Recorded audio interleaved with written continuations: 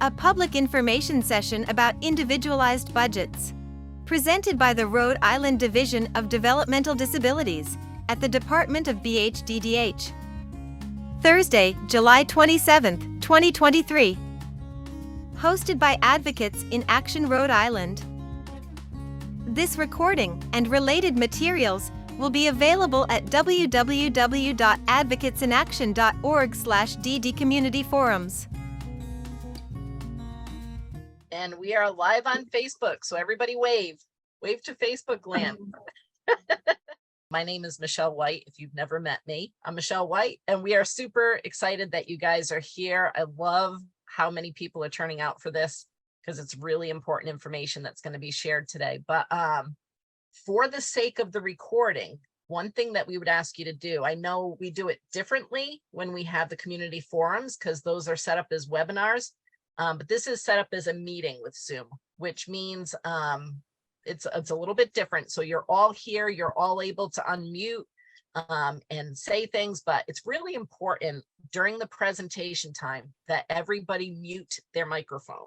Because even if you're super quiet and your house is super quiet, if you even just clear your throat tiny little bit, the video will shift to you because now you're the speaker, and that messes up the recording. So when people are watching it later, they're like, why is that random person just popping up clearing their throat? So that's we know why. We know why you didn't mute your microphone. So if everybody can take a moment to do that, that would be awesome. And only unmute if like you're called on to ask a question. And that way we'll keep the recording and the audio very clear. And we'll see that we go around muting everybody if you're not muted. Don't unmute again. Just stay muted. Yeah. That's Kelly's going to be. If she looks a little crazy, she's muting everybody. Can I also just say, when you ask, when there's questions, oh, Keith is here. You can make him co-host too. He's a good muter. Okay. A good muter. So Anne, for questions, how do you want to handle, because we always say, put it in the chat, but that kind of is a disservice to people that don't see the chat, don't read the chat. So you're going to pause every so often and take questions, or how are you going to do that? Yes. We'll look at the chat and let you, Kelly, can you watch the chat too? For can us? Also raise their hands. Okay. You'll do the raise the hand, and I'm assuming someone else will be watching so that they can. Sue's shaking her head. Sue, you can help us then. You're shaking your head. Oh, Keith will look too. We'll all look. Yeah. So interrupt me if I don't see it. I'd rather take questions as we go. So. But like not in the middle of a sentence. I mean, I just say that it's kind of obvious, but some people it's like. Oh, if they're using the reaction and raising the hand, they can do it anytime, but someone will. We always just say when we do the leadership class, so people have been in the class, we say not in the middle while someone's talking because it's distracting to other people because they're going to see a hand going like this, and then well, you're trying to talk. So just I have a bad habit of doing that. Yeah, but you're good. But if so do I know. Yeah. But if you're off camera, Deb, you said you're going through some of the buttons, so show people how to use the raise hand. Yes, so here we go. So this is how to. I'm going to show you just quickly. If you want to turn on the interpreter, this is how you do it really quickly. Now you see it. So this is not really Zoom. This is Keith and Michelle and I yesterday, and Keith is not really an ASL interpreter, but he plays one on TV. So this is on the bottom of the screen here. You don't see the little globe that says it's for interpreting, but you didn't see it, but you will see it now because Michelle turned it on. And so this little globe at the bottom, if you want a separate channel so that Shelley, our wonderful interpreter, will be right there while you're looking, you don't have to try to find her. You just click this down here, and then you click where it says American Sign Language to turn it on. And then when you do that, see, now here's Keith. He's on the screen, like Shelley's on the screen, but he will also pop up in a separate box. And you're the only one that will see that if you turn it on, like other people won't see it. But it's really cool. It's being recorded too. So we'll have Shelley in the recording. We'll have the ASL in the recording. Does anybody have questions? Was that too fast? Is that clear? Good. So if you don't need ASL, don't worry. So I know some people have questions on it. It's only if you need it, you want it. But if you don't do ASL, then it'd just be extra stuff that you probably don't need. Yes, I do. Yes, Zach. The only problem is I don't have the button on my iPad. But you Right. also don't need ASL. Because you talked about it, you weren't gonna come because there was ASL, and we said you don't have to turn it on, so it's okay. But you do have it on your iPad, it's the three No, dots. No, I'm not saying that while you are showing me, I do not have that button on my iPad. I understand, you're saying you use an iPad, not a computer, and so. Yeah, So listen to the answer, okay? There's two parts to it. One is you already said that you don't use ASL, but if anybody, that doesn't matter for this, but if you do use ASL, there are three dots. It's on the top right of the screen. So you would click those to show these controls. You would not, it's not on the bottom. So thank you for bringing it up, Zach, because some people don't use the computer. They use an iPad. Does that no make sense? problem. So there's little dots there. So that's good that you asked that, but it's only if you need to turn on ASL. So if you don't, then don't worry. So I'm going to turn Okay. that off and put Ann's presentation up. Is that okay? Is that good? Everybody? Deb, you were gonna Yeah. show the raise hand button too. Oh, wait, I got to find that one. Wait. We're having a Zoom tutorial while we're at it. So see, you get 2 sessions for the price of 1 today. Oh. Also, if you decided that you wanted to play with that ASL interpretation by clicking the globe and you clicked on ASL and the box came up and you're like, I don't want the box there anymore. There's an X in the corner of the box. Just click it. That's it. It'll go away. And then if you want it back again, you go back to the globe, click ASL again. So you can just keep it coming and going if you want to play with it. I don't know why I didn't just do this.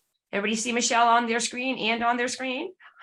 So the bottom of here, your controls look a little different because you don't have all of the power. You don't have all the ones that show all of the controls, but to do the raise your hand, you go to over here, the smiley face where it says reactions, and you click the little arrow and recognize hand gestures. I'm doing the wrong one. Michelle, they changed this. Just click the smiley face, I think. Oh yeah, don't click the arrow. Thank you. Yeah. You should have shown them. Yeah, and then you click where it says raise hand. So just to be you again, you click the smiley face at the bottom with the plus sign, and Zach, that would be with the dots on the top of the iPad, or you can just raise your hand, and you click the smiley face, and then there's a word here that says raise hand. If you click all these other things, this little hand, and it shows it. There's little hearts. There's all kinds of stuff you can do. And the other thing is when your hand's up. So see, now my hand is up, but you can also click it again to lower it. Otherwise, if you don't want to keep your hand up the whole time. Hey, Deb, Yes. can you, this is John Souza. John? When you finished your tutorial, my screen lost the reaction button. It lost the participants. Okay, I think I think you lost my screen because I was showing my screen that looks like your screen. So Okay. On your screen, what do you see now? I just see the mic, the camera, and the apps. Okay, But do I you don't see see- something? You see something with dots on it? Yeah, I see the 3 dots. Click the dots. I think that's where it shows, but I'm not using Okay. the. What am I looking for? If you click the dots, it should open it should show you a whole bunch of little emoji thingies, little faces. and Well, stuff. yeah, mine says participants, invite, copy invite, chat, show chat, share screen, Keep going. record on this, captions, interpreter, Yeah. reactions. That's it. Yes. There we go. That's Yep. the one. Click the smiley face. I know it's like he's getting Reaction. close. It's getting Yeah, warm. no, it's like, ooh, get Yep. warmer. I love that. I love it though. And people are like, hey, wait a minute. Good question, Maria. This is being streamed on the Advocates in Action Facebook page. So if you just type in Advocates in Action under search on Facebook, it'll come up. All right. And just one more thing, just so we know, this is being recorded, and so you'll be able to see this, and if there's any reference to links and resources, we'll put that in the recording, and so you'll be able to watch this again and again and again, and all of your questions and answers go in there too. So here is Ann's PowerPoint. Without further ado, we ado. hand it off to Anne LeClerc. Yay. Thank you. I am Anne LeClerc. I'm with the Division of Developmental Disabilities. And I'm here today to talk about some of the changes that are happening that you might have heard a few things about with what we've called the rate review and how budgets are changing and what it's going to mean for plans. So currently, when you're developing your plan, you discuss your goals and priorities and write the actual ISP. Then you need to understand what your tier package is. And is there anyone who doesn't know what a tier package is? Or hasn't used that term? The tier package is related to your funding. So it's based on your tier level and your living arrangement. And it's the level of funding that you get. And if you've ever looked at one of the tables we have that show the tier packages, it has a bunch of line items in it where it tells you you get this much transportation, this much day program. So we set the servicing units that you get for your services. It's all very much laid out from the state. You look at that and develop your purchase order, and well, some changes can be made. We don't make it the easiest process to make some of the changes to those line items, and some are set and can't be changed. So the ISP itself, next slide, please. The ISP describes your goals and priorities for the coming year. It says how you want to work on your goals, who will help you, and lists the types and amounts of DD services you want to purchase. Though usually they're pretty much set again by that tier package table. Nothing within the plans are going to change going forward. What's going to change is that money part, the funding part. So the current tier package, which we're going to be changing that name and calling it more funding allocation or authorized funding level. But that funding allocation is based again on your tier, whether you're a tier A, tier B, tier C, tier D, or tier E, and where you live, whether you live with family, live independently, live in a shared living arrangement, or in a group home. So those things, that funding allocation based on tier and where you live, gives you the amount of money you have available to purchase the DD services. But they fall within these boxes. So it's your tier, your living arrangement, you fall into a certain box. And everyone who falls within that box gets the same amount of money. Well, not everybody has the same needs. That's what we've heard from the community over the last couple of years as we've been preparing and going through our rate evaluation. Is that someone who is, for example, a tier C and lives with family, if that person is 25, lives with young parents and has a large extended family and a large network and is doing a lot of things, they might have very different needs than someone who is approaching 70 and is living with a single parent in her 90s whose health is deteriorating. They don't have the same support network around them. They aren't doing the same things. They have different challenges that they want to meet. So they might not need exactly the same funding just because they fall within the same bucket here. So some of the changes that are coming is with these funding levels. The reason we're starting to change the name away from tier package to these authorized funding level is that funding will be more individualized. It will be more person-centered.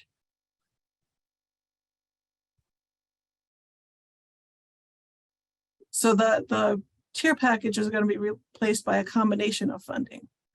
Part of it, we're calling it the flexible individual budget. That's the part of your funding that you control. So you decide what you want to spend it on. We're not going to have the same line items like we did before. You're going to have your choice of the services and how much or how little of a service you want, or none at all. So you get to choose how to spend that. You're going to have to develop your own budget. We're not going to set it. There is one exception that we will have a line item, and that's for people who self-direct. There'll be a line item for support brokerage. that can't be moved away from it and used for anything else. Part of that is a minimal amount for support brokerage itself. But support brokerage also pays for the plan writing for people who self-direct. And there's also a part in there for some of the work the fiscal intermediaries do. So all those things together will be put into a line item for support brokerage. Other than that line, all parts of the flexible individual budget you control. If you want more support brokerage than what we have put in the line item for just the support brokerage services, you can add to it. So the equivalent of that minimal amount, it's about 108 units for the fiscal intermediaries, 44 units to pay for the plan. And you don't have to worry too much about the units. Your fiscal intermediary will help you with that, just to give you a sense. The 40 units that are for support brokerage itself equates to about 10 hours a year of support brokerage services. So if you want more than 10 hours of support brokerage services, you can add more to that. We aren't restricting how much you can add to it, just that you can't take away from it.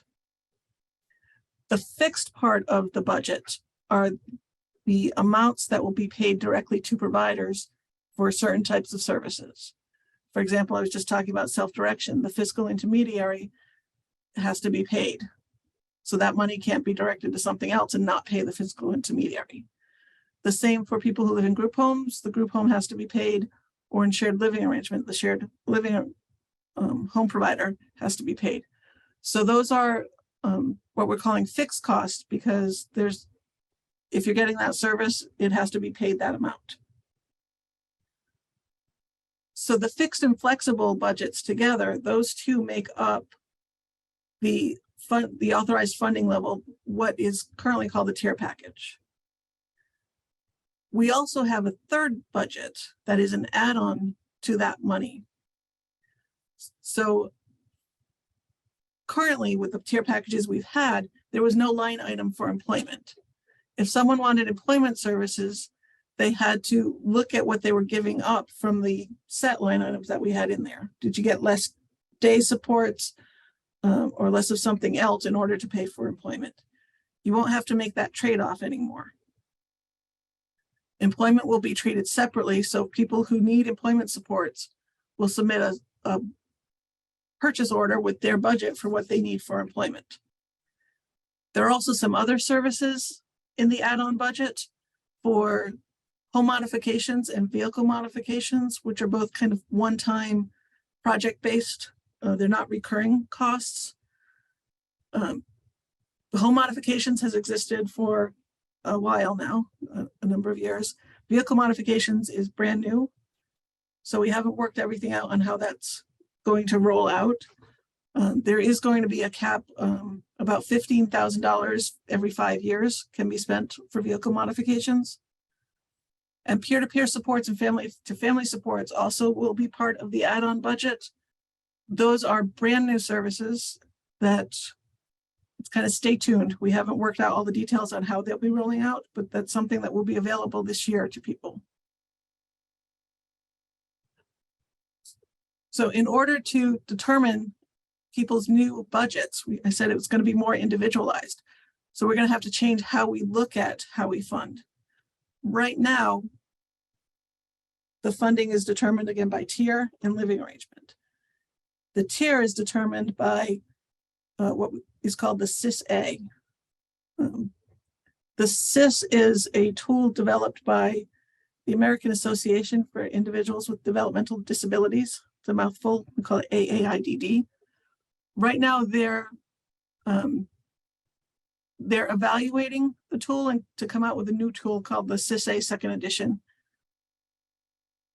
They're adding some new questions, restructuring some of the questions to get at figuring out the needs a little bit better. But they're also doing what's called renorming, which every 15 to 20 years, they have to make sure that the evaluation is still relevant to the current population.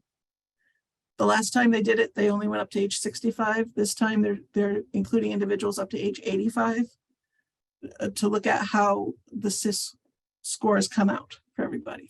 That's in the process right now. So it's going to take a few months for us to work through what this new SIS means for us and how we look at the level of need. The SIS is a tool to determine level of need. We've also, any questions? I just want to say, the SIS stands for Support Intensity Oh, Scale. sorry. Supports Intensity Scale. A means adult. There's also a supports intensity scale for children called the SIS-C. We use the SIS-A. Thank you, Deb. Sorry about that. So we've started to add what we're calling the additional needs questionnaire. It's starting to be used if someone has had a SIS very recently or in the near future, you'll be seeing this questionnaire.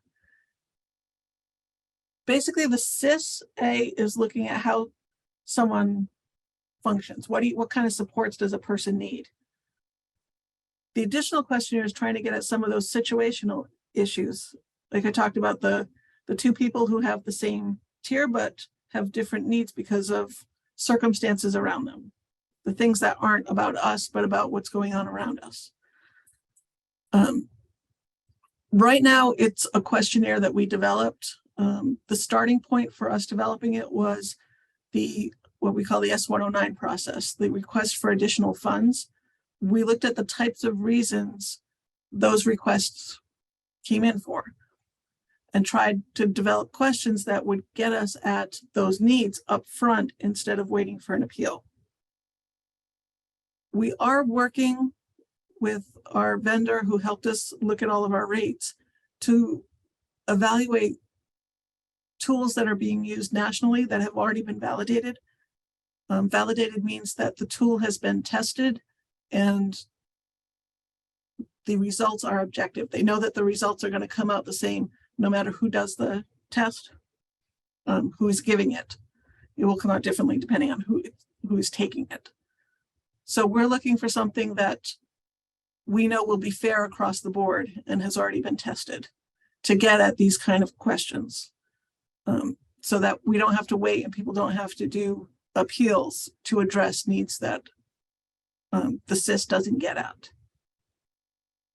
Can I just say, Ann, that one thing when we talked about that, just that helped it make sense was like, so the SIS looks at the part, like your support, like what do you need, but it doesn't take into account that there's different circumstances, like you said at the beginning. So the other questionnaire is going to do that. And 1,000 years ago, like John remembers, the personal capacity inventory and the situational assessment, it's kind of like looking at not just what you need to succeed, but like what's different in my life versus your life, like you said at the beginning. So it's an exciting change, but just, there are different tools to figure out both pieces of it.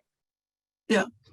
And as Deb said, one of the meetings when I was first explaining this to her, we're going from one of those 20 boxes from the other page to possibly 4,000 individual budgets, in theory, because it's going to look at each individual.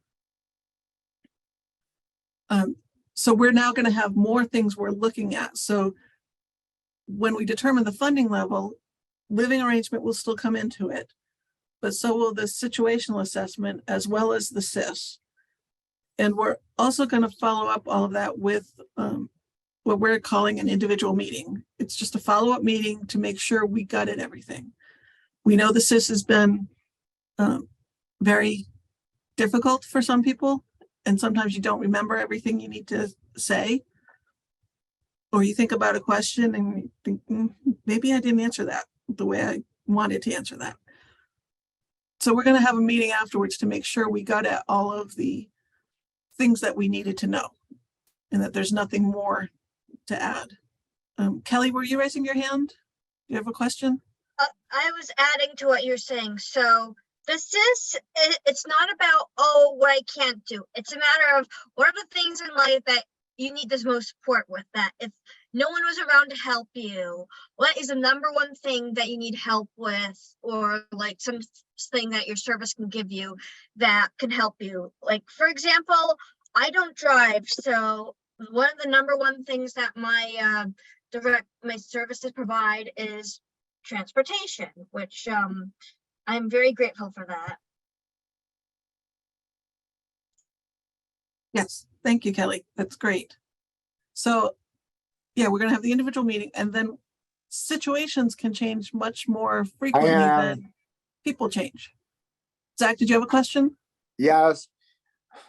But I am really not happy with out of the training with the budget because my staff already take me out and do transportation. So why are you really training out of the DDA system, including the budget night? I do not think it is really fair because my staff take me out already transportation.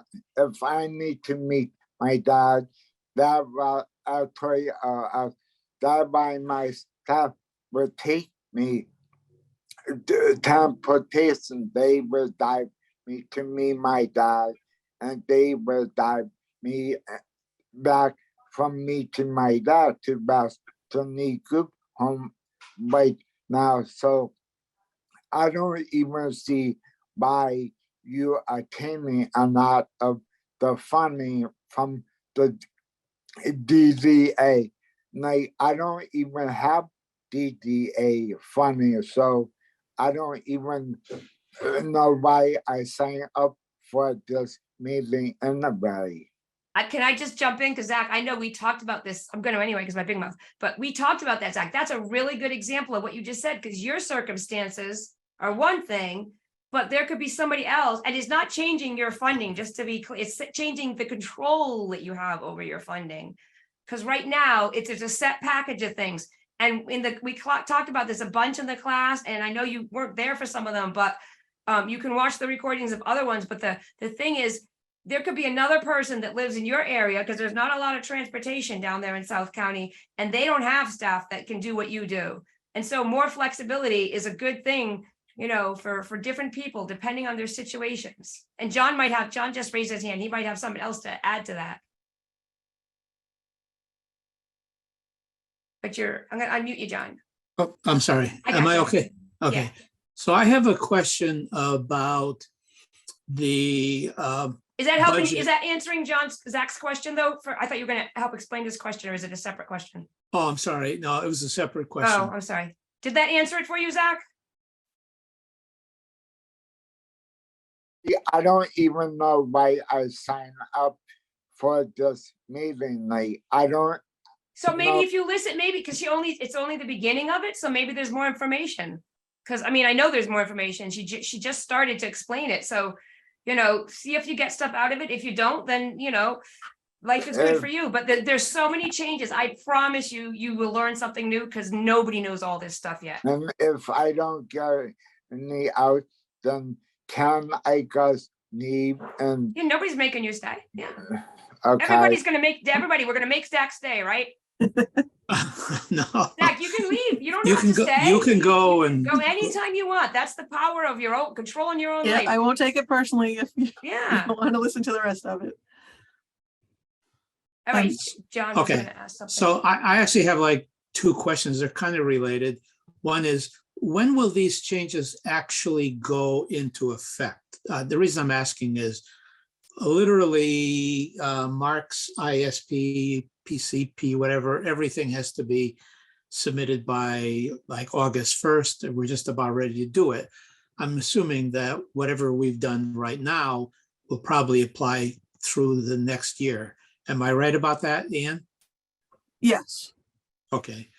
I guess the second part of that question is, in terms of the crafting of the individual budget, there's always this dilemma that I think most parents feel, I certainly do, and that is in the tier package paradigm, we had a number, and we kind of worked our service needs and our support needs around that number. I want to just make sure I hear you correctly. Now it's going to be different. It's going to be, we identify the service needs, and then that will produce the bottom line number. Am I right about that? No, not exactly. Okay. So there is still going to be a funding level identified. Uh-huh. Part of that funding is fixed, so you can't control what happens with it. Okay. Not for your particular case for Mark, because Mark doesn't live in a group home or an SLA. Right. But he does self-direct, correct? Yeah. Yes. So actually it does apply to you. So a certain amount of that funding will be allocated for the fiscal intermediary. Right. After Oh, no, I that, understand. Yeah. then he'll have a dollar amount to work with. But Okay. you'll just have the dollar amount. Okay. So you won't have these, you need to spend, you only get 512 units of transportation, for example. Right. If you want a lot of transportation, Yeah. then you can budget more. If you don't need any transportation, then you don't have to budget anything for it. Okay. No, yeah, I understand that. But let me be real specific. Maybe that will help me understand this better. So frankly, right now, the budget allocation for Mark is sufficient to provide him with support to live on his own for about 5.5 days or 6.5 days, 6 days. I'm sorry, 5.5 days. And then he actually comes home for the weekend with us, which is something we really like and we're very happy with. But when us are no longer around, he's going to need to be in that apartment 7 days. Does that mean with the new funding level system, there will have to be additional funding for that extra day and a half of support? He needs support with everything, personal care, dressing, feeding, all of that stuff that goes on a daily basis. Well, when Connie and I are no longer available and can no longer bring him home for Saturday night and Sunday, will his budget immediately or quickly increase, or will there need to be a new plan developed? New plan isn't needed every time needs change. Sometimes it is just the purchase order that will need to change. Yeah. If the additional questionnaire is meant to get, or the new tool is meant to get at those kind of situational needs. So if his needs change, then yes, that would be triggered to look at, does he also need a change in funding due to that? Yeah. Okay. So that's what it would look at. And as I was saying, the situational circumstances can change more frequently than people tend to change. Yeah. So that part will be looked at every year as part of the pre-planning for the annual meeting of, has anything changed in your life that we need to consider? Okay. So I got one more. Yeah, Go ahead. Sorry. No, you finish your thought. I didn't mean to interrupt you. So the CISA may only be 5 years, but this additional questionnaire to get at the circumstances and situations for people will be looked at every year to make sure people are getting everything they need. Yeah. So my third and final question, and then I'm not going to ask any more. I've been a big critic of the current tier package system because I've always looked at that and I thought it's pretty clear that people who are need to live in a group home or group setting, whatever that is, get significantly more funding than when they're living at home or when they're living on their own right now. To me, that is kind of a disincentive for people to try to live independently. It's much easier. There's more funding to live in a group environment.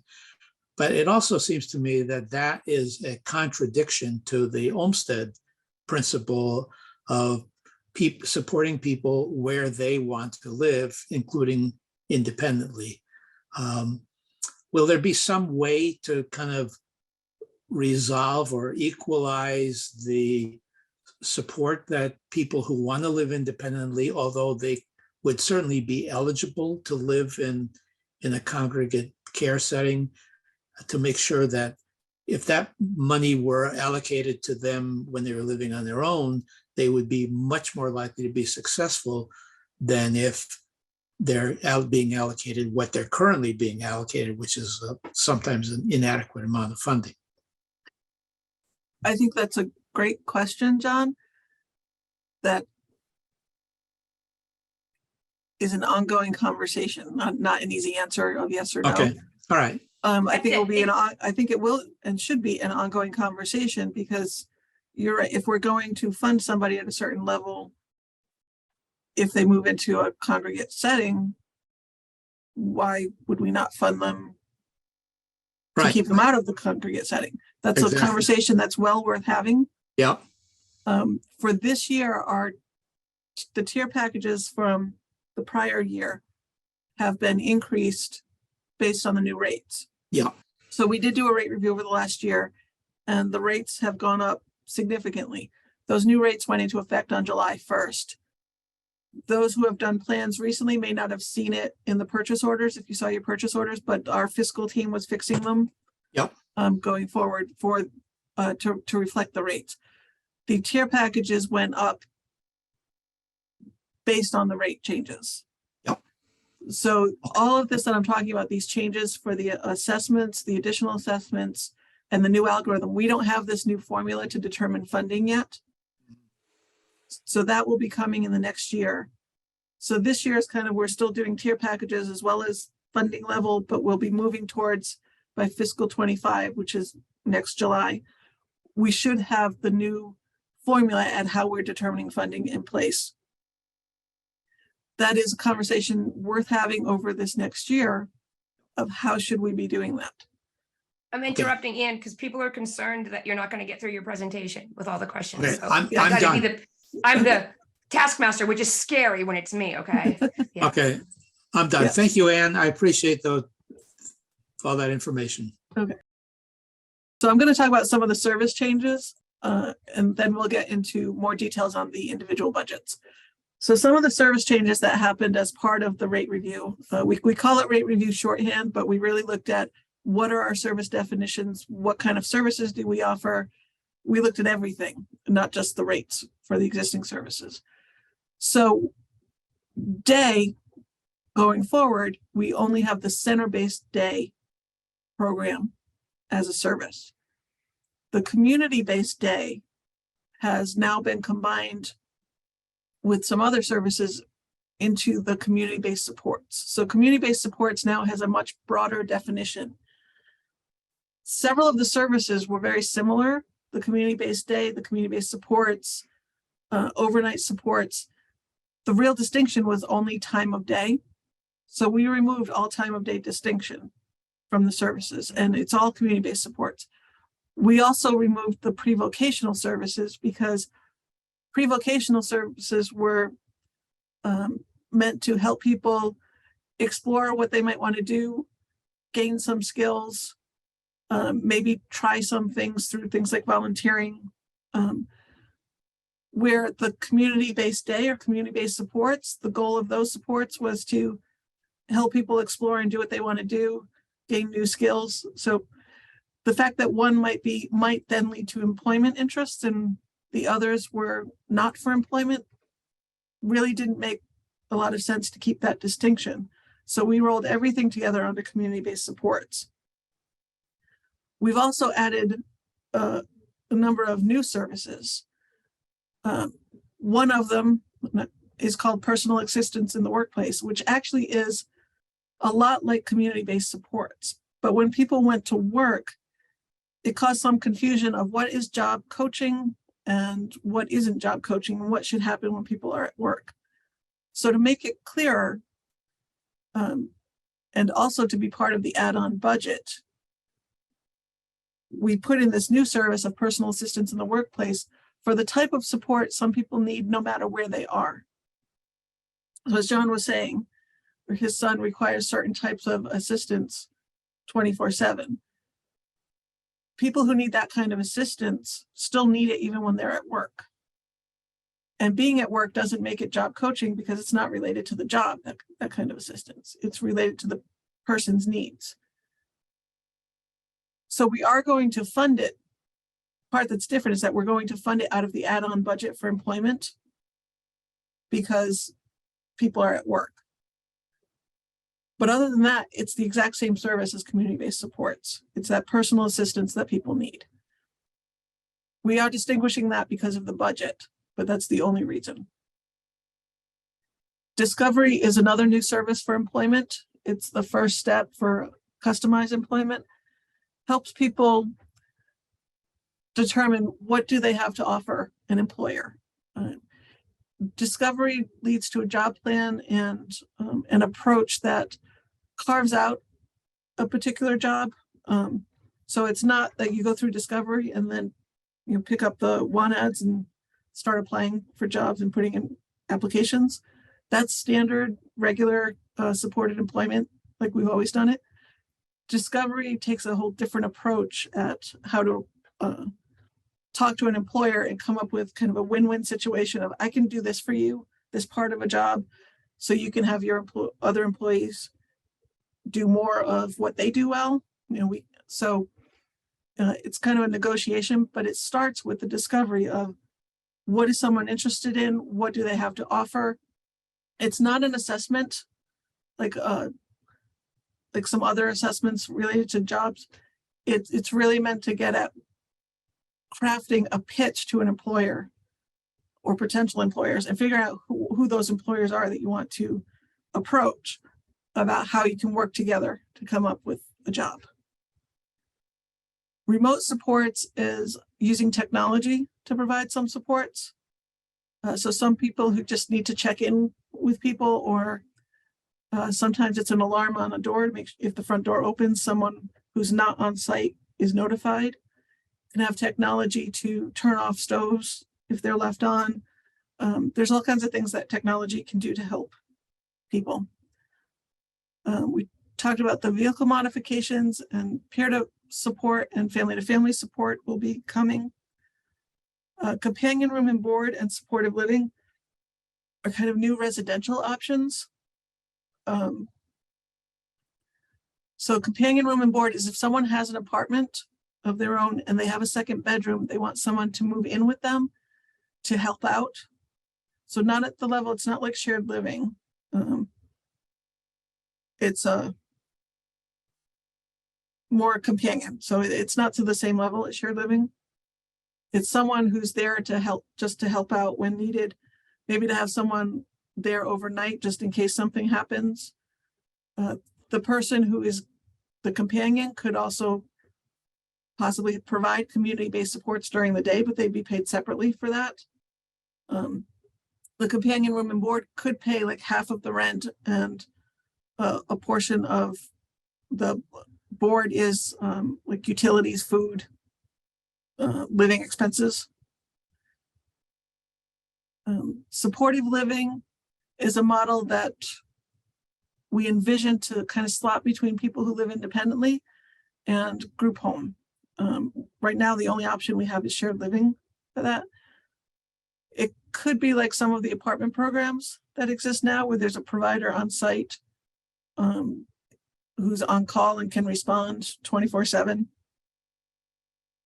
Some of the examples we've thought of who could benefit from this kind of model of people living in their own apartments, but with provider support nearby, are people who might need a group home level of support, but don't do well in the group setting, who need more privacy and more of their own space. People who could live independently, but they need more practice and kind of skill development and training before they're ready for their own apartment. And people kind of going the other way, people who have lived independently, but because of age or other reasons are starting to need more supports. But they don't need group home or nursing home. They just need more support than they were getting living independently. So they could go the other way. So these are ones we're going to be fleshing out. We're going to be working with the community and with providers on how do we roll these out? What exactly will they look like? But we had to define them and ask CMS for permission to move forward with them, which we're which is still pending, but we don't anticipate any problems because other states do these kind of services. So we're going to be moving forward with planning to roll them out. So the other new thing is service rates. As I said, the service rates went up on July 1st. And the rate is the amount that each unit of DD services cost. And units can vary. That's a very Medicaid medical term. Some services like group home are paid for on a daily basis or shared living. So the unit is each day you get this much money. Some are monthly, like the fiscal intermediaries, they get paid a certain amount per month. So their unit is a month. Most services, because this is a Medicaid system, services like community-based supports are paid on 15-minute increments. So it's not even hourly, it's based on 15 minutes. So 4 units would equal 1 hour in that case. Yeah, So the reason I mentioned rates is because when we get to the individual budgets and talking about how to budget, you're going to need to know what each service costs and what that unit is in order to develop the budget. And that's right now, they kind of prefix the number of units, like you had said, 512 trips. So like, it's nice to know you'll be able to change that, like the services, and more flexible. Yes, and more individualized. So we're also removing some of the maximums per day. So instead of 6 trips per day, we're looking at maybe making it 12, so that people have the choice, because if you're doing something, you might want to be very busy one day and not go anywhere another day. So you want to use 12 trips in one day, but no trips the next day. And right now we have a cap of 6, which can be exceeded. But again, we don't make it easy. So if we just remove the restriction, then you don't have to worry. Or we make the restriction at, high enough that it's unlikely people will ever exceed it. So I know there's a couple of questions that came up. The questions you're going along, you've got the questions. I was telling you, I'm responding to them there that you said the room and board right after she asked, you explained it. Fiscal 25, sorry about that. That's a state term, government term. We operate on what is called fiscal years, which are different from calendar years. So the calendar year is January through December. Our fiscal years run from July through June. So fiscal 25 would be the fiscal year that starts July 1st, 2024. So basically it would be next July that we're hoping to have everything in place and have all these services rolled out before then.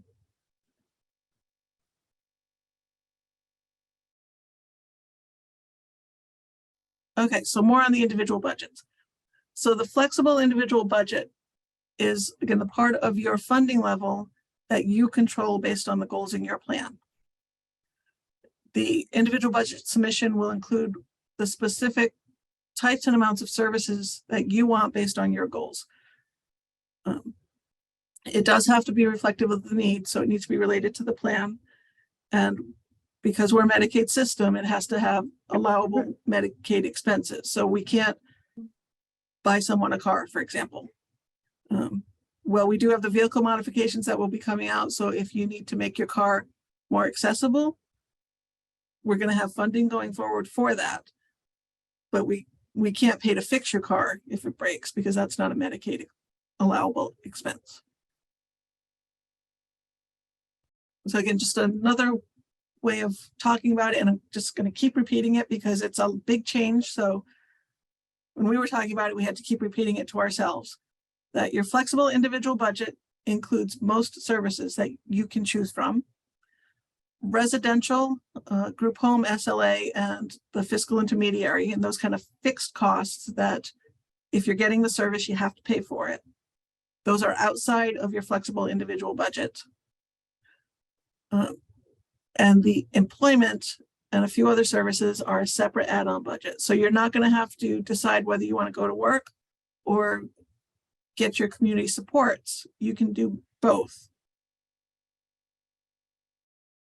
And the next slide, it shows you the services that are under each one of these categories. Deb, did you want to read this? Kelly will read it. Or Kelly, Sorry. Kelly, thank you. But Kelly can't, just so you guys know, she came up with some amazing graphics for this, but we haven't had a time to fiddle with them and give them to them and stuff. But there'll be versions with more visuals and less words. Yeah, I appreciate the help, Kelly, if you could read this for people. My graphics were, some of them were shown earlier at the beginning of the presentation. So we have Yeah. Yes, I have to thank Kelly for the graphics that we have in here. underneath flexible budget services, center-based day program, community-based supports, transportation, assistive technology, respite, professional services, support brokerage, goods and services, remote supports. As for add-on services, we have employment services, peer-to-peer mentor, family-to-family support, vehicle modifications, and home modifications. Finally, we have fixed cost services. If approved for these services, the division will pay for them outside of your individual and add-on budget. Group home, shared living arrangement, aka SLA, whole life shared living arrangement, financial management services, aka FI, supportive living, and companion room and board. Thank you, Kelly. Need a little bit of a break. The whole life SLA, we haven't mentioned that one. It isn't exactly new. Under COVID flexibilities, we were able to do what was called enhanced SLA, which is where people who lived in a shared living arrangement could get their day and employment supports from their SLA home provider.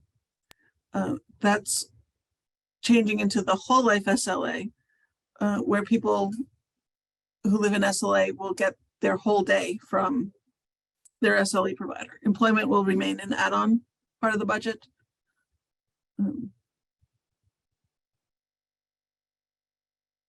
Any questions about the services? The next slide is the add-on budget for employment. So employment will be budgeted separately from the flexible individual budget. And this sounds a little bit scary that you have to do this whole other budget. But because employment was never part of the tier package, it was something that you had to take out and do separately from what was all those line items we talked about in the tier packages. It's really not that different. It's just now you don't have to do any trade-off for the other services. So it is similar to the current process, and actually will be a little bit easier because there's really not a whole lot of choice is not the word I want to say. It's not as complicated as it seems because we do have some parameters around things. So things like discovery has to be done in 60 hours over 120 days within a plan year, because it's meant to be an intensive service to get at that plan for how you're going to approach looking for a job and how you're going to approach employers. So if you're doing a budget, you would put in the 60 hours for that. Job development has a cap of 200 hours per plan year. Again, because if you're looking for a job, you want to put the effort to find a job in and not be looking for a job for 2 or 3 years. So we're trying to really incentivize people to put in the time that's needed all at once and not drag it out. If people want a job, they have a right to get the supports they need to find a job as quickly as they can. The other services for employment are job coaching, which is tied to the number of hours people are working. So there's a natural cap there because you can't job coach for more hours than the person's working. You can do it for fewer if you're fading out job coaching, but not for more. And job retention is still a monthly flat rate. So it's not as complicated to develop the employment budget as it might seem. So the new steps, we talked about the current way you develop your ISP, then you look at your tier package and decide how to put in your purchase order if you need to change anything. I do want to say I've heard people say before that they start with the funding and develop their plan around the funding. we really encourage you to start with your plan, especially with the new way of doing the budgets, with your choice. Is you should think about your plan and what you need first and what your goals and priorities are. Then understand your funding level and what your priorities are. That's the big word for this change, is understanding your priorities. Because you get to choose how you want to spend your funding. So if you don't understand all the things you're looking for and haven't laid them out in your plan, how do you know what your priorities are? So you have to start with your plan, your priorities, then you fund it. And you fund from your highest priority, as Kelly was saying, transportation's her highest priority. You fund from your priorities and then see what it can get you. And if you need to move stuff around, you're going to have that choice of having a discussion of, well, if I do more of this, I need to do less of this. So you have to decide what it is you want for the next year when you're developing your budget. Most of it won't be as clear cut as the employment budget I just talked about is, because employment has set things you do. You look for a job. We're going to say you really need to have the supports that you need to do that quickly and not drag it out. But other supports aren't like that. If you're doing community-based supports, that's about supporting you in your life and your goals. So the cap becomes partly what you need and partly what you have funding for, compared to other things you want to do. So there is going to be more of a conversation and more thought, because we're not dictating how much you get for each service anymore. We're just saying, here's your funding level. What do you want to do with it? And it will take effect with your next new plan year. So John, I don't know if that affects the plan you're about to put in with your son, but for others, all of this in the new budgeting will start with the plans that will be submitted later in August for September and October start dates, if they haven't been submitted already. So people are doing plans now, and they did it with the old model and they want to do the new one. We can work with you on having it submitted in less than the 45 days in advance that we ask for, because of the changes. So Ann, this is John. Yeah, Mark's plan starts October 1st, but our fiscal intermediary wants to have the application at the end of this month. But they actually told me yesterday that they still don't have a budget. So we're going to assume the purchase order, you mean? Yeah, we don't have any idea what the new the purchase orders were sent out today, the new format. But actually they could have done, our fiscal office has taken the old purchase orders and they just increased them based on the new rates. Okay. All right. Well, so that the plan is we're just going to do that. I'm assuming that will work, unless that'll totally mess up your stuff. Nope, you can do it either way, but the new ones were sent out today and we'll be posting them on the website tomorrow for everyone to look at. Yeah, I just talked to them yesterday. They hadn't gotten yet. Perfect. Yeah. Thank you so much. Yep. So we do have an example of doing a budget.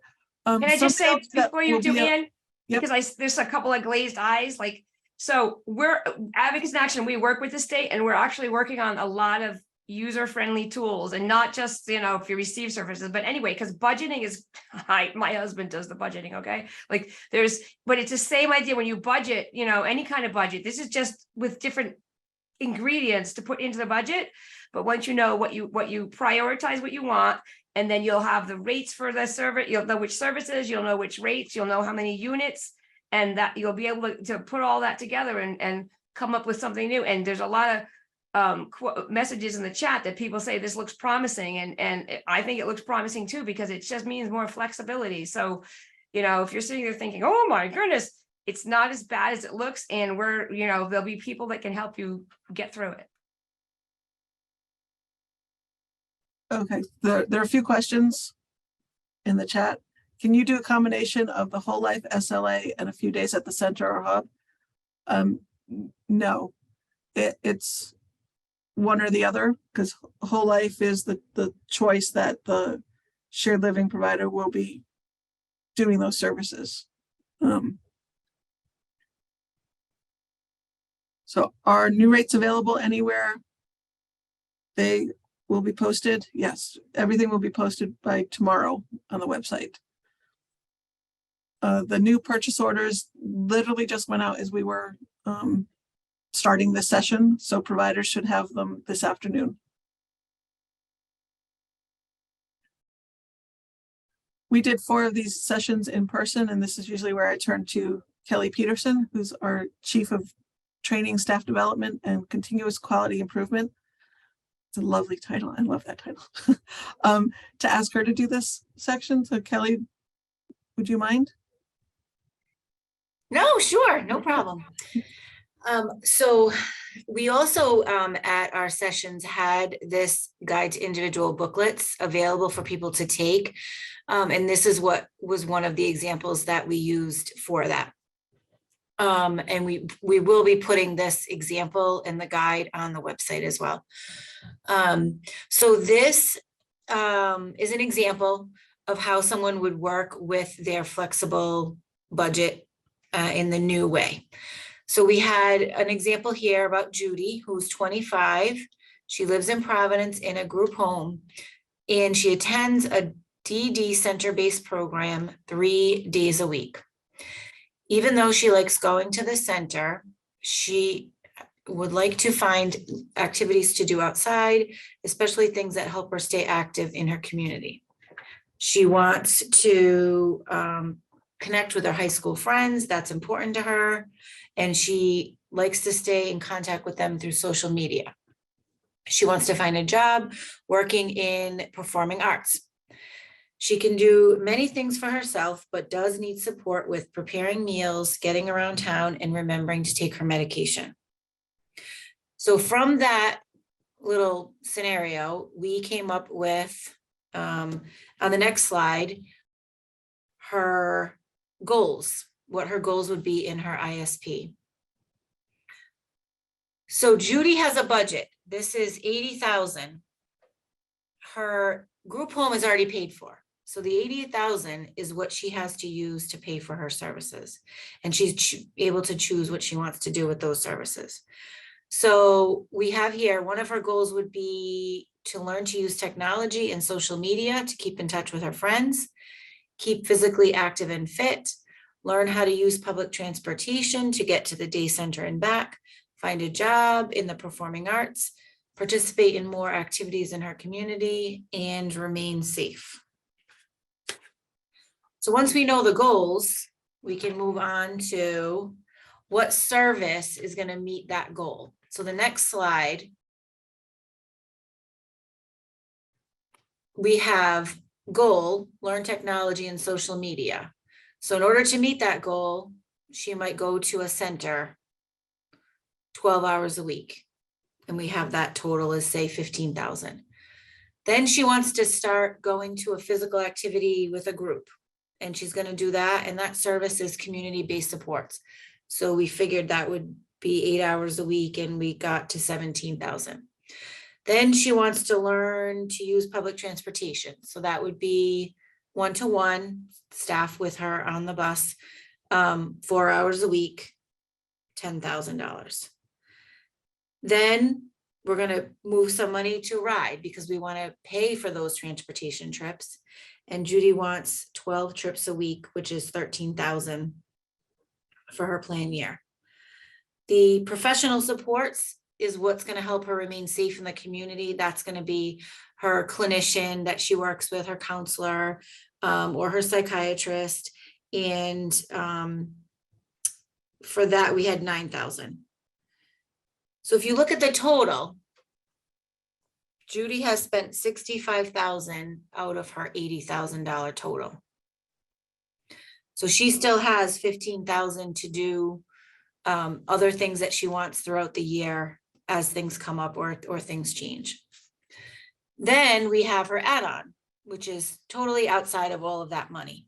That's where she wants to find a job in performing arts. So we're going to add job development at the 200 hours, which is the max and she's gonna spend 15,000 on that.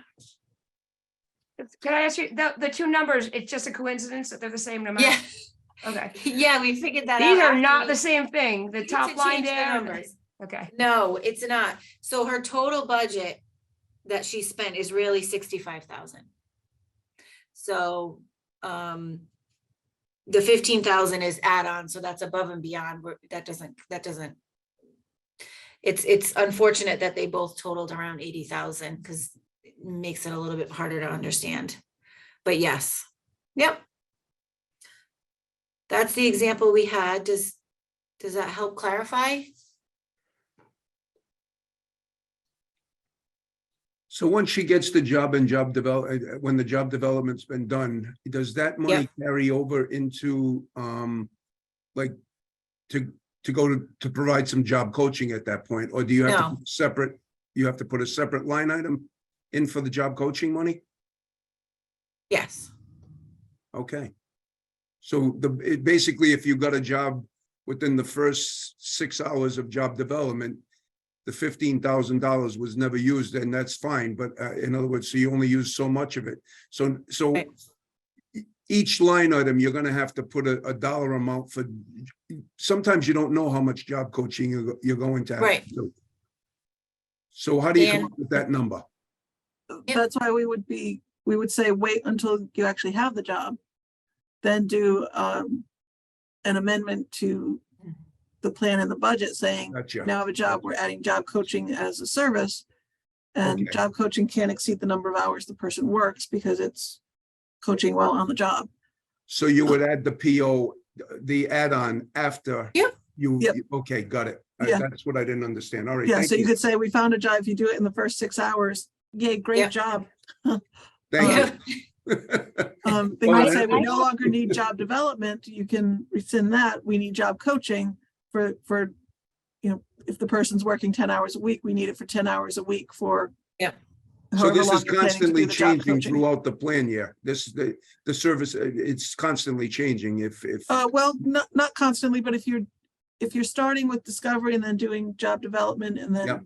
job coaching, if someone's looking for a job, then there are steps to that. So it depends how long it takes to find the job and then how long job coaching is needed before it can hopefully be faded out. And But then each add-on is a does it then separate become thing. the personal assistance in the workplace? Does the person need the personal assistance or not? So, yeah, Yeah, when it's it a comes to separate- job yeah. search, I there's, understand. I different things understand. going So on. it's, if a person goes from, no longer needs the job coaching, then you would have to put in the retention part, correct? yes. Gotcha. Okay, thank you. And one of the questions that was in chat, you answered in chat, but can you read, the question was, because we have to have it out loud for people that, can the flexible budget pay self-directed workers for transportation, for example, gas money? Self-directed staff can't be paid for two services at the same time. So they can't be paid mileage if they're also being paid their hourly rate.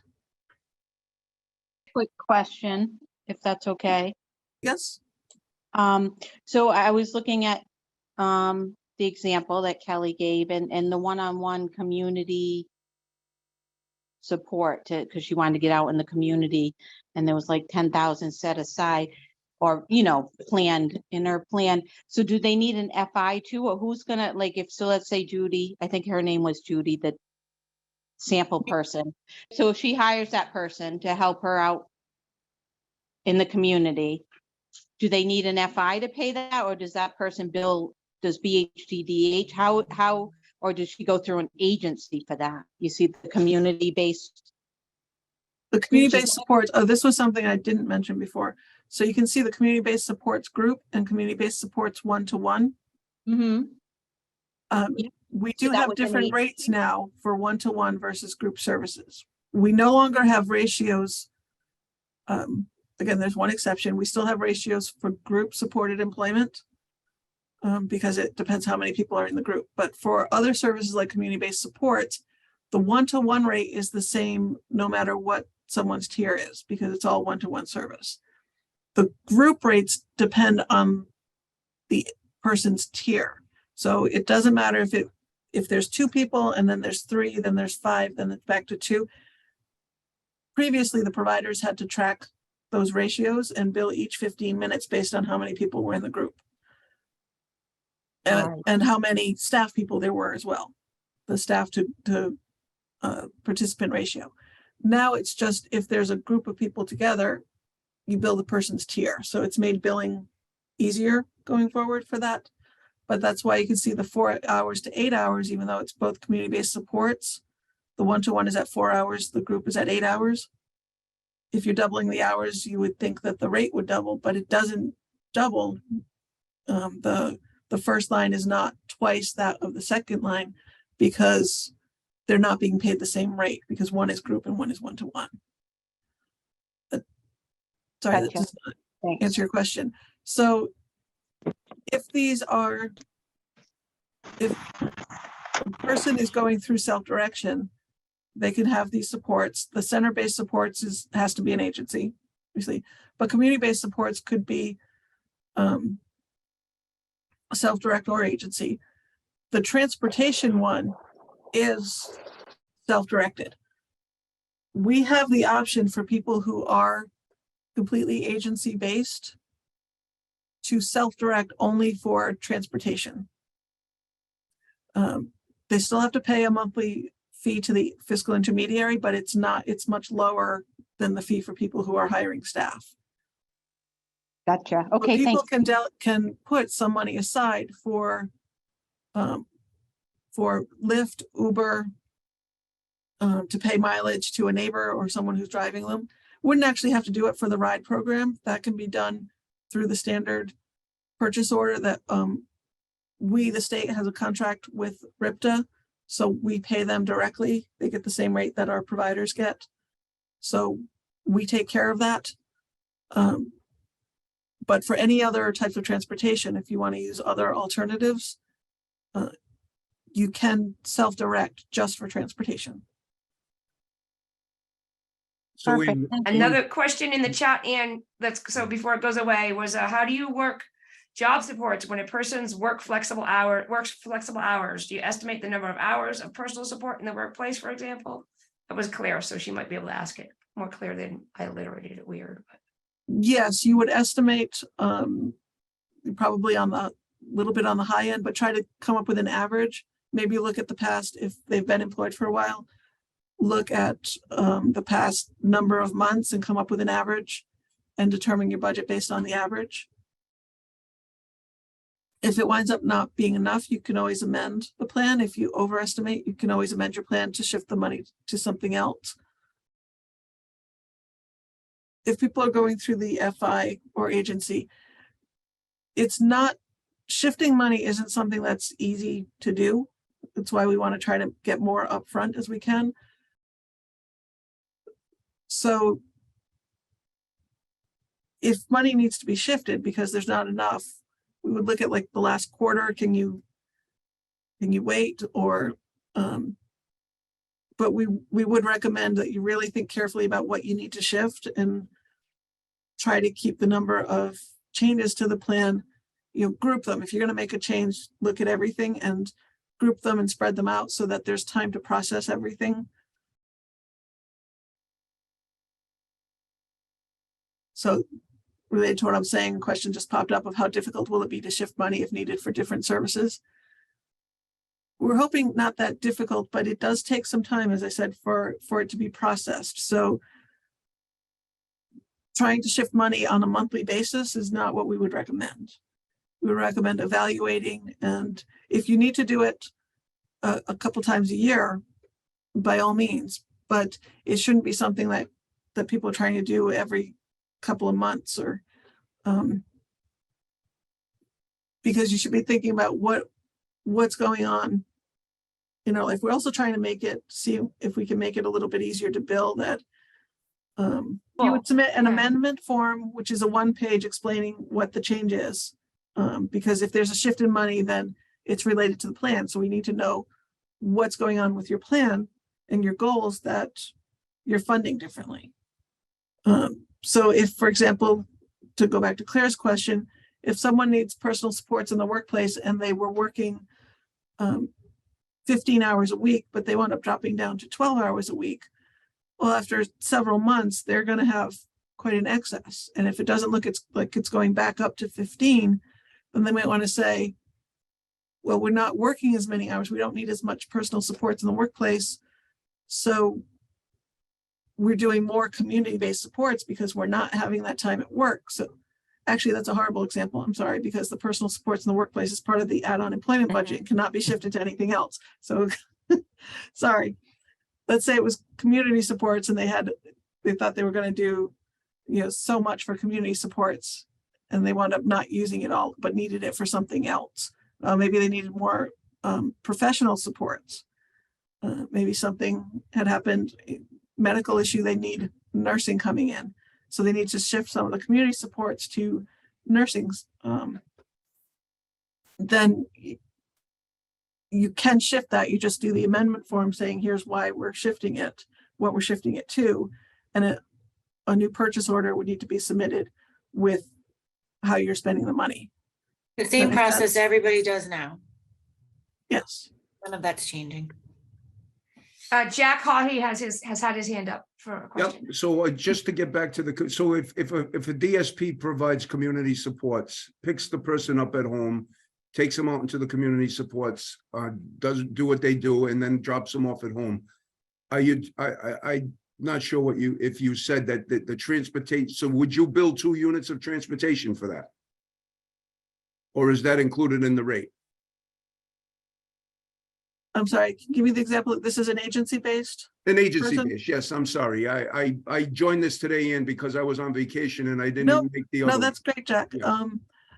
So if the staff person picks the person up at home. Yep. They go and they do a bunch of things. Yep. And then the staff person brings them back home.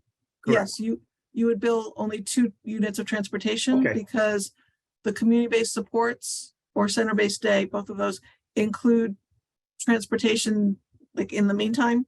Yes, I'm sorry. I thought that you alluded to the fact that it was in the rate, and I just wanted to make sure. It is, that part hasn't changed previously. You could bill transportation kind of from the trip from home to the start of something. Okay. Or from the end to back to home. But Ann, but if people self-direct, that's not the same, right? Right, that's not the Factored same. in, okay, because that was the other question. That's why I was asking, making sure I understood that it was an Yeah. agency-based question. People who self-direct, if you're paying someone to drive you around and that's all they're doing, then you can pay them for each trip they're driving or for all the mileage they're driving. If you're paying a staff person an hourly rate, however, you can't pay transportation on top of the hourly wage. So in the example Jack gave, they're not paying an hourly rate to Jack is because he's the employer, but the individual is not being billed for that time that transportation is being paid. So Jack, just to make that clear. So Ann, if people you're use billing for community-based supports from the time the staff person picks the person up until they bring them home, then you can't bill transportation. It's one or the other. You either bill the transportation for that trip from home to the start of the activities, or you bill the staff time. You can't bill both. Yes, But an individual doesn't do that. Thanks. An individual, that if you're in person and you use an agency, you're not going to get that deep in the weeds, right? Right, but you're you need to know that agency-directed. as Yeah. the individual getting Yeah. agency-based services, that Yeah. you're not being kind of double billed. There was a question that, Colleen, was your question answered? Sorry, Ann, I couldn't find the unmute. So I'm just double checking, and it's actually Jessica Wilcox. I just didn't have a link, so I logged in under Colleen. So I'm just double checking on the community piece. We provide supports to folks who live in their own apartments. We're going to their apartments, we're picking them up, we're going out in the community, we're doing what we're doing, we're returning home. We have always had the practice that we cannot bill for transportation at all because we're picking them up and we're providing support from the second that we're picking them up. Just to Correct. clarify. So transportation cannot be billed in those circumstances. Correct. Okay, just wanted to be clear. It was a little confusing. Thank you. Sorry about that. There was a question also about if there'll be this information, the questions and answers will be somewhere in printable form. And I said, yes, because you'll do that. So Yes. people could smoke signals, printed, anything you need. Yeah. Graphics, song. This is your recap screen. Did you want that up there or should I stop sharing? Yes. No, we'll go through it again. I think it's worth, this is a big change and there's a lot to it. So if people have questions, we're going to recap everything we said today. Each individual will have an authorized funding level based on individual needs. So those terms are going to start replacing tier packages in the next year. The ISP process will stay the same. ISP goals and priorities drive the budget development. So you and anyone helping you develop your plan need to discuss the priorities and trade-offs when you're setting your budget. The authorized funding level is divided into two parts. One is the flexible individual budget, which is the part within your control, and the second is the fixed cost budget, which are for services that you can't control the cost of. So group home, shared living, fiscal intermediary. And employment and a few other services will use add-on funding. So it won't come out of your main authorized funding level. It will be additional funds added to that. So we have an email. If you have any questions, that you can send all your questions to this email and multiple people can look at it. So someone will definitely get it and get you an answer. So it's bhddh.askdd@bhddh.ri.gov. Thank you.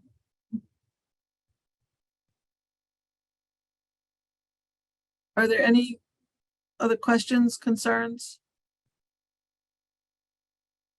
And I want to thank Shelley, the ASL interpreter. Are you doing okay, Shelley? We've been talking for a long time. She's our favorite one. Not that we're biased, but she's really good. There still looks, I mean, I'm watching the gallery and there's a lot of people that look like, wow, but you know, I've been doing this a long time, I always say longer than a lot of you have been alive, maybe not you guys, but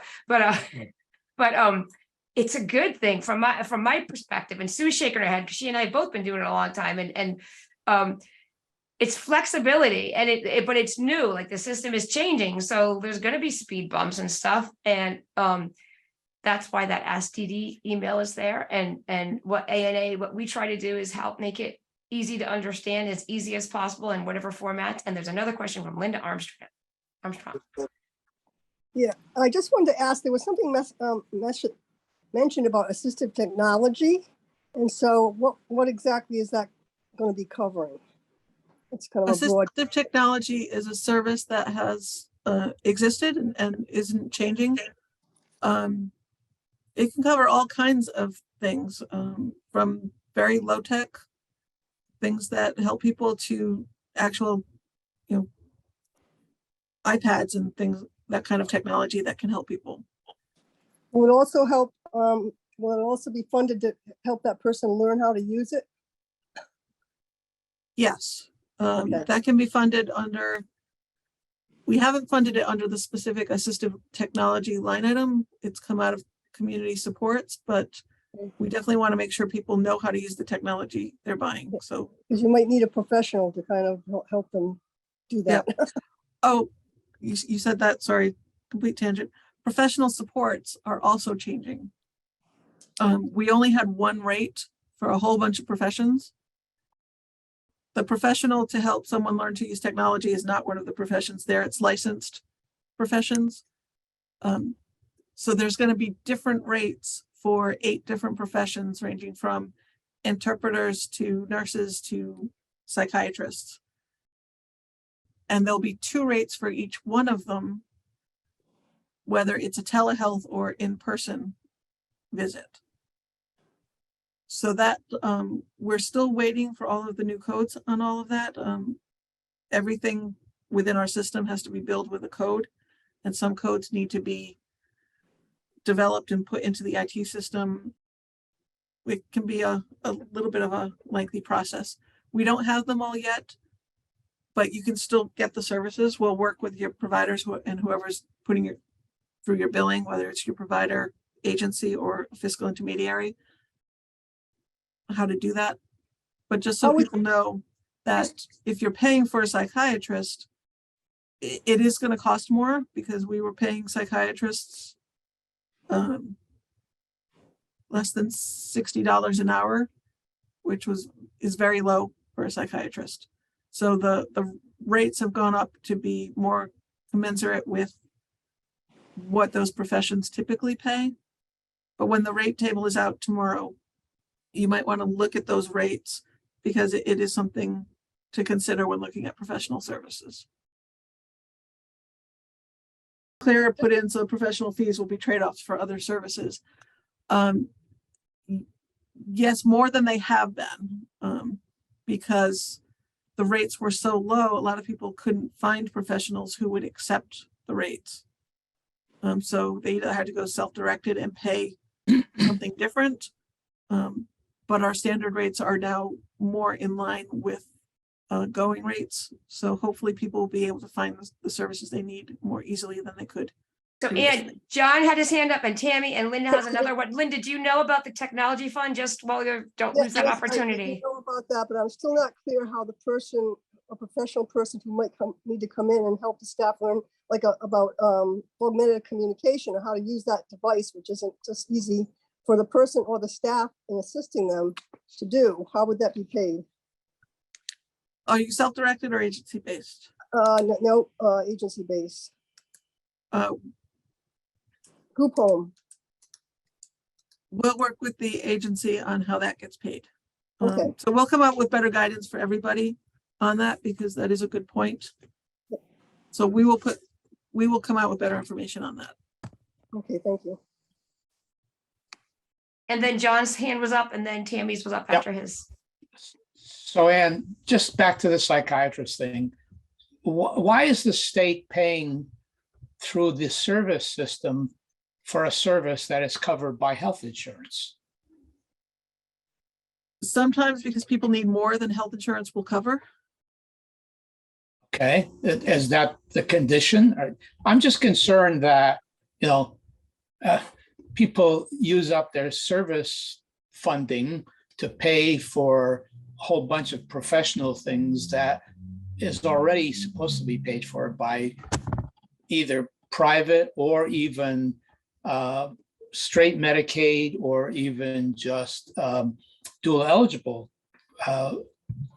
kinds of programs. I think that needs to be looked at a little bit more carefully. I think that might be a mistake, especially to use that as the example. I totally get what you're talking about, but at the same time, I hate to see money being wasted on You're right. We want to make sure people, oh, sorry, I didn't mean to cut you off. We want to make sure people understand what other options they have available to them, if they have the other options. Sometimes it's just that what we cover more than what general Medicaid covers. No, I understand that. But we'll come out, but that's another thing that we'll make a note that that's something people need more guidance on. So yes, I would recommend people always start with their Medicaid insurance, and if anyone has private insurance as well, to start with them, so you're not using up your DD funding for something you could get funded elsewhere. But some people can't get everything they need funded elsewhere. I think the example we had yesterday was more about like a speech therapy or physical therapy, where your Medicaid might pay for something that's like an acute need for a certain number of weeks, but you may need something long-term that once you've exhausted all your Medicaid, you may want speech to come in once a month. And that's something you're choosing to pay for out of your budget. But there has to be a way to guide people to use their Medicaid benefits first. I agree. Because just my advice is drop the psychiatrist example, because I don't think that's a very illustrative example, because most psychiatrists in Rhode Island, all they do is prescribe, and you don't need to see them every month to do that. And all of that is covered by Medicare or Medicaid or both, you know? So that's one where actually we might want to use it as the example, but get more details about when There's a question related to it that isn't from, paid for. Facebook. Do they want to know, would they pay for a chiropractor? Is that related to that? Somebody from Facebook just asked. No, that would have to go through medical insurance. That's not a DD service. And there's a comment from Claire in the chat. Often health plans or Medicaid will not pay for maintenance, physical therapy, OT, or SLP. And that's generally when DD will, as Kelly said, they'll pay for the acute conditions, but not ongoing or maintenance. Tammy? Sorry, had to find the unmute button. I was just asking a question. My son actually has a lot of goals. We're self-directed, just so you know, it's not center-based, but he requires a lot of like modified like shoelaces that are elastic, toothbrushes that are different format, like they're collis, curved toothbrush. Are these all items that could be added in to his flexible budget, or like, because they're supporting his goals, their materials he needs to maintain his independence, but I didn't know if that was something that would go in the flexible budget. It would. I think that could be billed under either assistive technology, because those are examples of low-tech assistive And technology. thank you for that, because I had no idea that the technology could be low tech stuff like this stuff. That's what. Yeah, lately we've been so question. focused on the computerized technology kind of things, which are needed, but we can't forget that assistive technology does not refer only to Because he can't, computerized like, things. It he refers needs to a low lot tech of stuff as well. clothing modifications. So I buy elastic shoelaces so he can put on his own shoes. You know, there's button fasteners that he can use where they're Velcro, as opposed to having to put something into a hole and just kind of modify his clothing. And he has been, you know, going to Samuel's, and there's a special toothbrush that he needs to use. We've been paying for it all out of pocket, my husband and I, but I didn't know that these could be technology items. Assistive technology, not general technology, yes. And they could also be purchased, I think, out of goods and services if you're self-directing. Okay, thank you. So we'll put out better guidance on assistive technology. I'm sure ATAP would love to work with us in Tech Access to make sure that's out there. And on the goods and services as well. So thank you. There are great questions on things that we have a new communications team at the division. And so you're giving us great things to give them to flesh out and get better information out to everybody. Well, thank you. Did you see the latest from Colleen Murphy? This question at the end, just to confirm, individuals that self-directed will now have to select a brokerage, FI, and a plan writer. And how will participants and their support select a provider for these fixed services? Also, anyone who is current established with an FI and plan rights, will they be able to remain with them? Yes, if you currently have an FI, the FIs pay the plan writers, and they have been paying them out of support brokerage. That's the code they charge. It's just that now you're seeing it because of the way we've changed how we're showing the funding.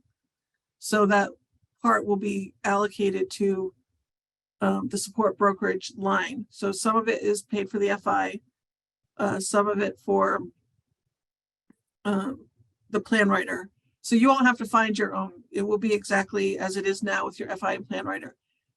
If you have someone who's doing support brokerage for you, you can keep doing that. We have some agencies now that their whole focus is to do support brokerage. So if you want help finding someone to do support brokerage for you, your FI or your state social caseworker can help you find someone. And Joanne Release just wanted to know that they got the PO info. And then the other thing was Claire also commented, often health plans or Medicaid will not pay for maintenance, PT, OT, SLP.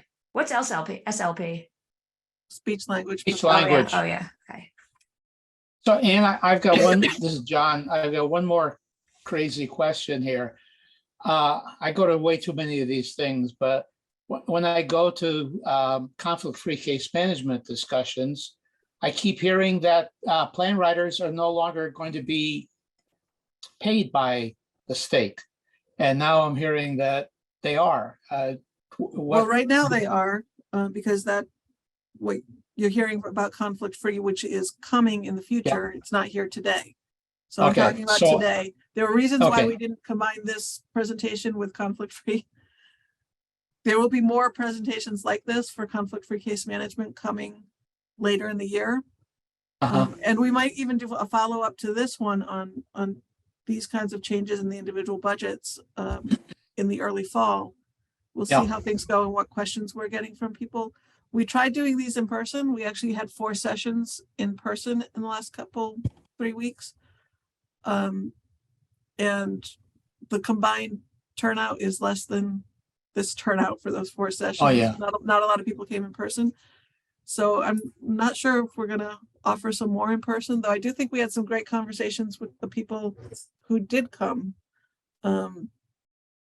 So we're gonna have to think about what we need to do to reach everybody on everything and what the best formats. We'll definitely keep doing these virtual ones because we always have good turnouts for these.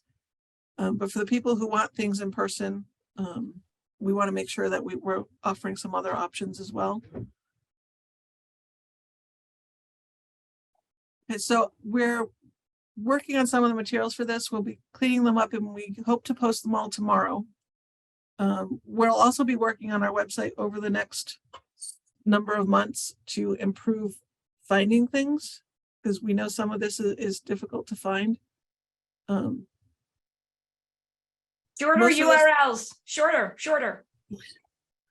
I think most of this will be, some of it will be under our forms because they are forms. Some of it will be under brochures. We have a brochures page with, that's doesn't have very much on it right now, but we have a lot to add to it. So if you're looking for information from today, we should have a section for presentations, but right now we don't. I think we'll create a presentations page with the brochures page. And Ian, when you get the material up on our website, we just put a picture of it and click it and you can go, it opens it directly. So when those links are up, we'll do that because sometimes it's easier. than And speaking. you know, And for- also for- anyone should ask their social caseworker too, because they have all of this stuff.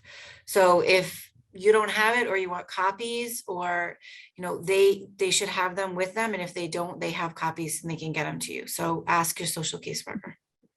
Yeah, we're starting to make packets of some of the new printed materials we have.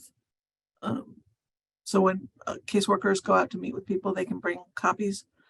And I do want to give a plug for the Advocates in Action website. They do host a lot of these sessions for us and record them. And they post them, the full videos, but they also post indexes where if you're looking for questions or things, you can go right to that section. So if you're looking for some information, we generally just post the whole unedited recording where Advocates in Action tries to make it more useful than that. We don't have the same equipment that they do. That's why we contract with them to do some of this for us. So Don't thank have you, a Deb and Deb. Michelle. That's what it is. You don't have a Deb.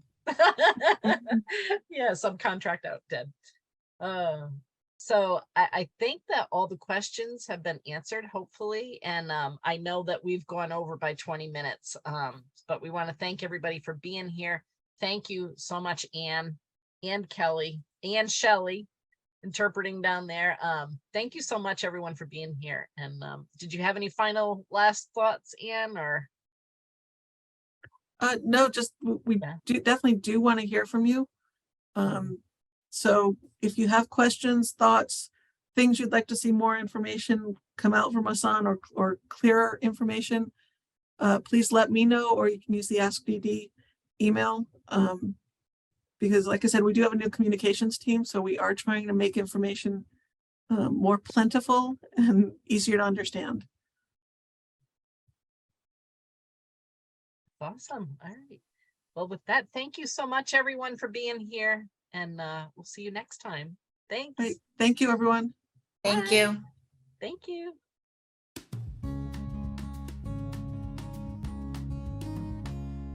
Contact the Division of Developmental Disabilities. Phone 401-462-3421.